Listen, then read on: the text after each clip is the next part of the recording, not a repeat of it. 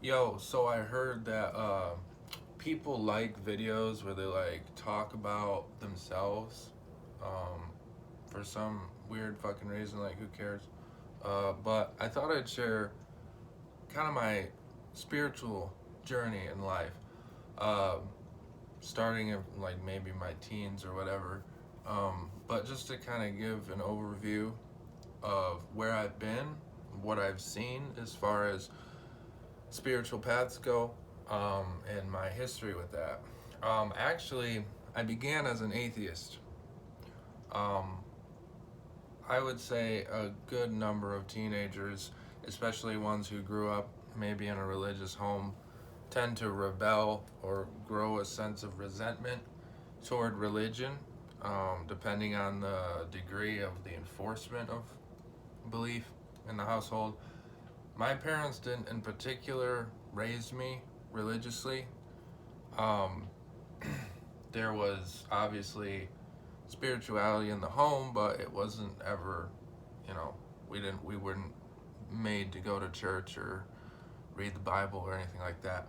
But I kind of developed this animosity and even hatred toward religion in general, just belief.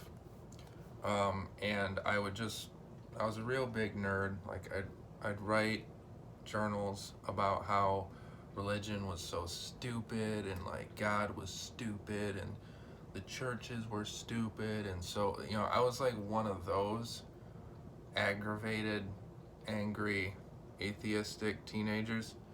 Um, but there came a point in my life, in my later teens, when I had a deep moment of personal reflection, and I collapsed. On the inside, I collapsed and I sort of came to a dark night of the soul, kind of like a revelation almost. It was really from one moment I had this worldview, and to the next moment it was totally different.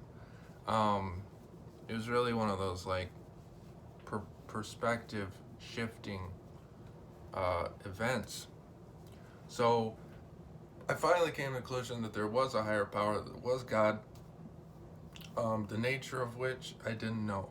So the following years of my young adulthood were really preoccupied with discovering what God was, who God was, what religion was right, or whatever.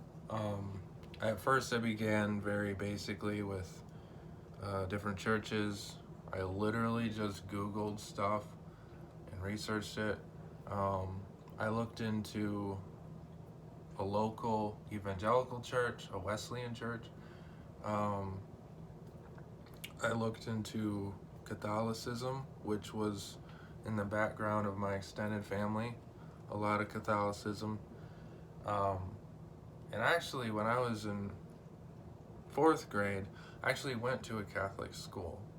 So there was an element of religiosity growing up, but it wasn't very strong, like I said. But I went to all these different kind of Christianities, and something was always missing. Something was always unsatisfactory. And in particular, the point of Jesus Christ and the identity of who Jesus was. Um, Mostly that Jesus was God, that Jesus was worshipped as God. I had this kind of contention with that. And the more I thought about it, the more I was like, well, Jesus, he never really claims to be God. The times he does, he says, I and the Father are one, or someone says, who do you think you are? And he's like, I am, uses the Old Testament phrase. But I began to really re-examine the New Testament, and I came to the conclusion that Jesus must have been something like a prophet, something like not quite God, maybe an enlightened prophet or a person. And so I fell into the idea of Islam. I know that sounds random, but I actually looked up like beliefs that or religions that held the belief that Jesus was not God in the flesh. And they had things like Unitarian Universalists, which is a sect, which is a particular denomination of Christianity. They had things like Messianic Judaism, which is a sect of Judaism that some of them consider Jesus was the Messiah. They just don't have all the Christian, embellishment of divine worship of Christ. And then there was Islam. And Islam fascinated me for a number of reasons. Not just because the concept around Jesus. In Islam they believe that Jesus was born of Mary, and that he was a human, and that he was a human prophet. They reject the notion that Jesus was anything like God, mostly for the reason of Islam's strict monotheism. They believe that Allah is one and that there is no God besides Allah. It's in the first declaration when you become Muslim, that there is only one God and there is no other, and the Prophet Muhammad is Allah's messenger. So Islam, I actually got kind of involved with. I read a translation of the Quran that I bought, which turned out, I guess, wasn't a very reliable translation. I was given another one. I actually went to a mosque in my locality, and spent time with some Muslims. I went around different parts of Michigan. There's big Muslim communities in the eastern parts of Michigan, especially like places like Dearborn, Michigan. I don't know if you've ever been there, but a huge Arab population, a huge Lebanese population. I mean, they have all the different nationalities, but overall they're Muslim, Sunni Muslim to be exact. Detroit is another big center of Islamic activity. But I actually went to these places, spoke with Muslims. I spent the night in a mosque, which was cool. It's actually called a masjid in the Arabic. And I kept reading the Quran. But Islam lasted like probably a good 10 months or a year of me really investigating it. And then it just kind of whittled out. I kind of was having some personal troubles in my life. I lived at home on and off, and I was job to job, and I didn't have a car or reliable transportation. It was like all these things sort of, there's this lapse of like really spiritual searching. I was still in the back of my mind, in those silent moments where you're alone in the bathroom, or like I was like still searching in the back of my mind. But the resurgence of that came a couple years later when I began to look at different forms of Christianity again. But again, having gone to that place that Jesus was not in fact an incarnation of God, and that shouldn't be worshipped as God, or in much less in place of God, like that contention I still had, that I was really hung up on, that bothered me. So every church that I went to, it was the same sort of Nicene Creed of the Trinity, and it was like, it was the same thing in different flavors, and I was like so unsatisfied with it. So I literally went completely, I don't know how to say it. I went completely, not crazy. I went completely like off the rails. I went completely into the unbeaten paths of anything I'd ever heard of. And that's when I ran into the Mormon Church. And I'm skipping like over many. I mean, this is stretches of time of months, with all this stuff. It didn't just boom, boom, boom from church to church. But I ran into the Mormons because I looked it up online. I looked up like different beliefs, different forms of Christianity. And I literally just contacted some Mormon missionaries who were in my area. I went to what they called their ward. It was the Stake Center. they have these different terms of like the stake, center, and you know, because it's supposed to reference the old tabernacle that Moses and the Israelites would go around. But anyway, I went there and I met with a couple of really cool guys. They were missionaries for the Church of Jesus Christ of Latter-day Saints, is what they're formally called. And I met with them. They were super cool. I talked with them. One in particular I really connected with. He's an awesome guy. He was really cordial and really inviting and stuff. And I thought, what the hell? I'll try out the Mormon church. What do I have to lose? So I went there for a couple services, and they asked me to be baptized after a while, and I was like, sure. And I was involved with the Mormon church for about a year. I actually got the privilege to go to one of their temples, not the endowment, but the initial baptism for the dead. That was really cool. I absolutely loved the sacredness of it and stuff. I did receive the Melchizedek priesthood, and then I had a huge break with the Mormon church. And the break came because of some social issues that I've made videos about. I've made it clear what those social issues are and whatnot. But I became sort of disillusioned after all this blew over, and I was like, I felt this thing about God. I felt this conceptualization of what God was and who God was and the nature of God and things like that. Nothing jived. Nothing. It seemed like that was independent. And it became such that it seemed less and less a personal arrogance. Now I'm saying that personally, but it seemed less and less like a personal arrogance, like my conception of God can't possibly fit into any of these religions, you know.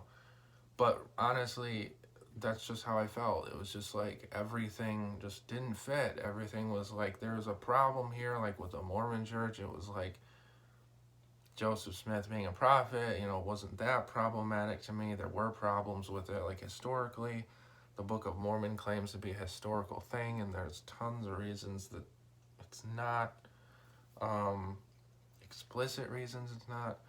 That stuff couldn't be ignored, but really the theology behind the Mormon faith was problematic for me in a number of ways. Like I said, I won't get into it in this video, but basically I was left hanging. And I was like, where do I go now? Like, the community behind churches, the community, the camaraderie, the drive that everyone has toward a common goal, toward a common, you know, camaraderie, that I missed terribly and still do. I missed the, you know, the community of all of it. But that couldn't be reconciled with my personal beliefs about God and what I knew God to be, the nature of God. So basically, I made my own religion up. I had some exposure due to my wife and my marriage. She was involved, which, by the way, I met her at the Mormon church as well. She ended up leaving as well, so neither of us are Mormon anymore, but she was really involved with a movement called the Krishna Consciousness, which is revolving around a sect of Hinduism called Vaishnavism. And she's taught me like loads that I would never have known about the Hindu tradition, about Sri Krishna and you know all of that, which is enough in itself just to, you know, profound theology, profound philosophy of life. But even still, it felt as if I was just like drifting. So I literally just started writing down. I started writing down what I believed. I started writing down the impressions that I had inside, the things I felt in my heart, and that was good enough for me. And it remains good enough for me. And it's something where I guess what I really want to say too is a lot of times when it comes to religion, when it comes to spirituality, it's a temptation to become fixed on conceptualization of God, to become fixed on our box, so to speak, that we put God into, and that those issues, Jesus being a prophet or being God, Joseph Smith being a prophet, things that are like boxes. We try to fit God into those boxes and be like, this is our picture of God. Okay, this is our mosaic. Nothing outside of this could possibly be God. Everything outside of this is blasphemy. All that. We grow this sort of intolerance, and we want to put ourselves into a box with God. We want to put ourselves into a belief and a security that gives us.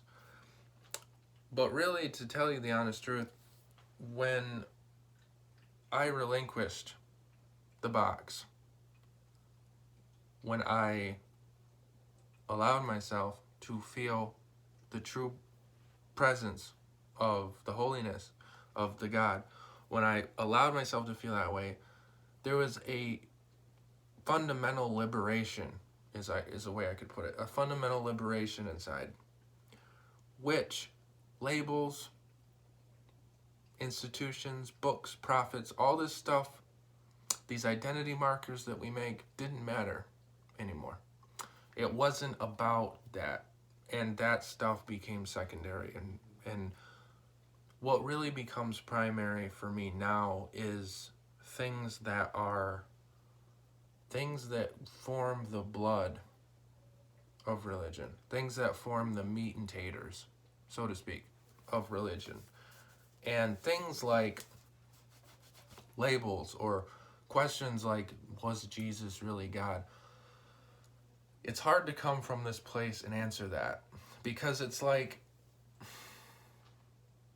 I'm sorry, my hair, look at this. My God.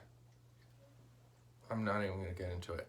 But anyway, it's hard to answer something like, we take a question like that, where a Christian, I've talked to a lot of Christians who will be like, do you accept Jesus as your Lord and Savior? Do you accept the Trinitarian view of God? What do you think about the divinity of Jesus? These questions, they're so... How many angels sit on the head of a pin? It's trivial, is what I'm saying. Even though people hold these things so sacred, and it can be troubling for people to think otherwise, that they're not sacred. Why is it troubling? Because it jeopardizes our security. It jeopardizes our security of mind, and we fail to take the risk of faith. We fail to take the risk of faith when we put God into this conceptualization and denounce everything else. So questions that come up a lot are like, have you professed Jesus as your Lord and Savior? I want to say, sure. It doesn't matter. What I mean is, it's beside the point. Okay? The point is to live a Christ-like way, for example, or a Buddha-like way. The point is that these things ought to be lived this way. That the principles of religion, kind of like Jesus said, when he was talking to, of course, the Pharisees, he was creating an objection against them, and he was like, you bow before the letter of the law, but you violate the heart of the law. What Jesus was talking about was the heart of faith. He was talking about, you do all these things, you observe the Sabbath, you sacrifice the goats, you whatever your religion calls for, but you abandon the very reason those things are in place. So, to me, that's what it tastes like. Those are the law. Questions about Jesus' divinity, for example, or questions, whatever. It's secondary. So I sort of came a place in my life where those things have become secondary. And now I'm just sitting here with my own religion. And frankly, it feels amazing. Because the liberation from those boxes, I've found, has given me more insight and solace to be able to listen to the promptings of God, who is alive and not dead in paper. God is not dead in paper. God is not concluded. I'll put it this way. It's almost like you could speak of God as the creator, as a creator of the universe. But really, a different way we ought to look at it is that God is creating the universe. God is a verb, not a noun. There's a lot of noun in religion. There's a lot of nouns, not a lot of verb. And that's basically why I am where I am today.